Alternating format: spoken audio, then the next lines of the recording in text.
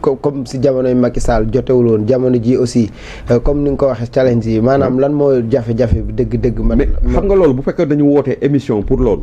pour wax par rapport à l'autosuffisance alimentaire. kooku boobaa dinañu mën a waxtaan ci loolu. mais damay bañ li nga xam ne moom la ñuy wax nii nga xam ne c'est extrêmement important. mu rëcc ñu. man li may rebondir ci li mu wax nii.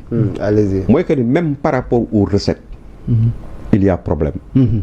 Parce que la planification qu'ils avaient faite par rapport aux recettes escomptées, c'était 1060 milliards. Oui.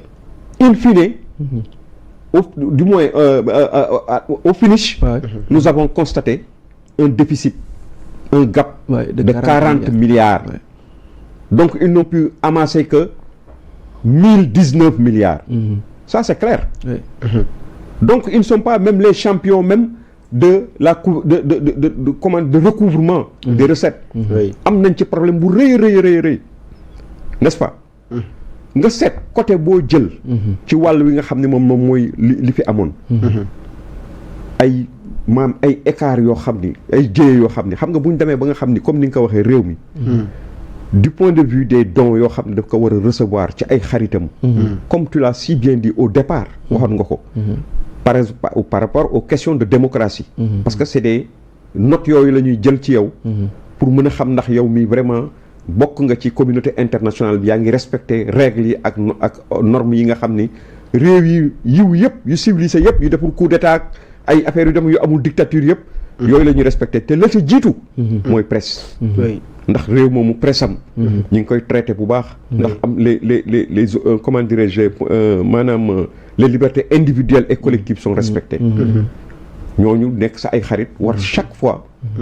bu di surtout nag réew mu néew doole. ñu lay dimbali ci li nga xam ne moom mooy doxal sa koom-koom. di yëkkati as lëf di la ko jox. ñun yaakaar naa ni am na luñ ci doon xaar. lu tolloog ay plus de 200 et quelques milliards. mais li gis nañu au finish. on n'a pas reçu un sou. benn koppar jotuñu ko ci. nga gis ni même ci yeneen domaine yoo xam ni. ñu ngi ñu ci doon xaar par exemple des ressources prévues étaient de ressources externes yi 245 milliards sur les 245 milliards nous n'avons reçu que 8 milliards soit 3%. te avec Macky Sall à la place de 8 milliards il y avait 28 milliards n'est-ce pas nga jël tey 200 milliards yi nga xam moom lañu daan jot par don bokkul ak ba léegi don yi nga xam ni don capital au capital c'était 200 milliards ñu jot ci 8 milliards bi ma doon wax léegi 45 milliards la ñu waroon jot mooy appui don budgétaire boobu 0 franc lañ ci jot nga gis ni boobaak léegi li ñuy wax naan ñi ngi dàq ci am na sax ñu nga xam ne nee nañu du ñëpp la ñu dàq du waa fonction publique bi la ñu dàq nangam na moo tax matul 30 000 personnes c'est vrai mais li ñu dàq ci fonction publique kenn xamul nu mu toll. on ne l'a pas estimé. pourtant dafa dégraissé wu la fonction publique normalement. dafa dégraissé wu. su fekkee ni dégraissé wul. ñoom dañu jëlaat ay nit. donc ña ñu jëlee ci fonction publique dañ leen remplacer par ñeneen. tey bu ñu demee ba réew mi ni mu toll ak situation yi ñu toll ñuy wax naan dafa am ay difficultés. ñuy am benn accroissement wu maanaam budget bi ñuy fayee fonctionnaires yi mu toll ci 110 milliards. xam nga ni loolu problème la. waaw dëgg la pour dire que dans ce pays. wax naa ko léegi fu ñuy jëlee ay oto 8 milliards di ko jox ay député. di jël 2 milliards. ci ci premier trimestre bi. di 2 milliards comme investissement. nga xam ne 2 milliards est-ce que tabax na sax benn lycée. 2 milliards boo ko doon jël 2 milliards. boo ko doon jël di ko diviser par 18 millions de sénégalais. xam nga lu mu lay jox. 111,111 la lay jox francs par personne. 111 francs ku nekk sénégalais bu nekk 100 loolu ñu investir ci premier trimestre. boo ko doon xool ci xayma ci loolu. pour dire que ces gens-là vraiment dañu nekk gis nga li ngay naan aujourd'hui dañu nekk ci situation où ils sont dans l'impasse. moi j'ai toujours dit que c'est comme une chanson. Le problème à partir duquel prolifèrent tous les autres problèmes du Sénégal, c'est la déclaration de Ousmane Sonko contre nos finances publiques. Je l'ai dit et je le redis depuis maa ngi koy wax. beneen bi dem naa ba comparer ko équipe bu football boo xam ne dafa dem football yi Sénégal par exemple am U19.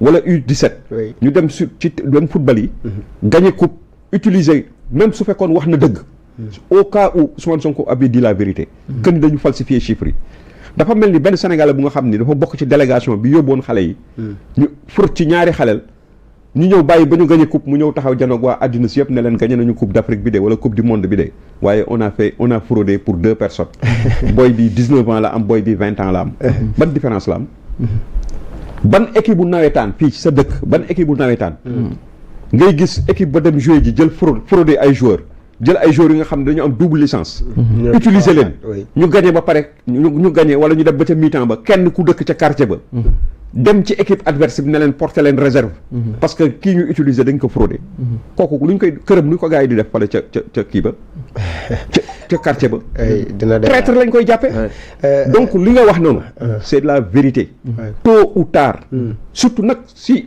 parce que jusqu'à présent le FMI demande des preuves malgré les voyages en Chine, dans le cadre de ce forum de Davos, de lobbyistes de Davos, malgré tout ça, le FMI est malgré même l'aide que la Banque mondiale a donnée au Sénégal. N'est-ce pas?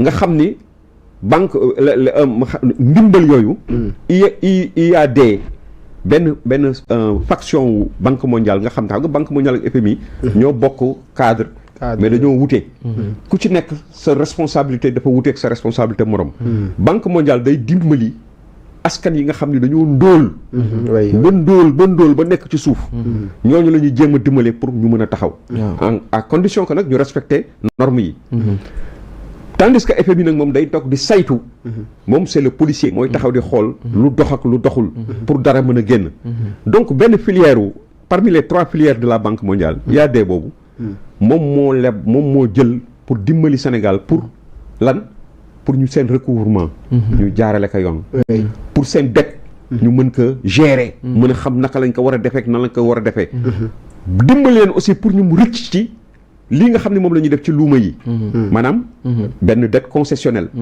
boo xam ne dana leen mën a fexe ba ñu rëcc ci luuma yi luuma financier yi ñu nekkee parce que loolu su yàggee day asphyxier Sénégal l'économie du Sénégal dafay dootul mën a dem parce que ay bor yoo xam ni taux yi dafa élevé ba pare àpp ba les délais sont très courts ñetti at lay doon imagine toi ay 900 nangam milliards 700 milliards 200 milliards yu accumulé wu yëpp nga war ko fay ci 3 ans yooyu foo koy fayee donc loolu yëpp du xaalis nag bu loolu nag attention il y a des gens de Pastef qui disent qui se glorifient de ça au contraire loolu musiba la bu ñu demee réew bu demee ba ñu koy dimbalee ci côté boobu rek xamal ni réew mu dafa tagga témbe merci beaucoup léegi nag ñoom dañu yaakaar ni xaalis la boo xam ni dañ koy génne jox ko ci mu dugg ci biir gafaka Sénégal wala yu demee ni déedéet du noonu de loolu koom la boo xam ni moom la ñuy utiliser pour mën a assainir pour mën a saytu te ñoo koy defal seen bopp ñoom li ci ëpp ñoo koy defal seen bopp. merci beaucoup allez-y Assane yaakaar naa da ngay rebondir par rapport ak li fi mu doon wax sànq. waaw di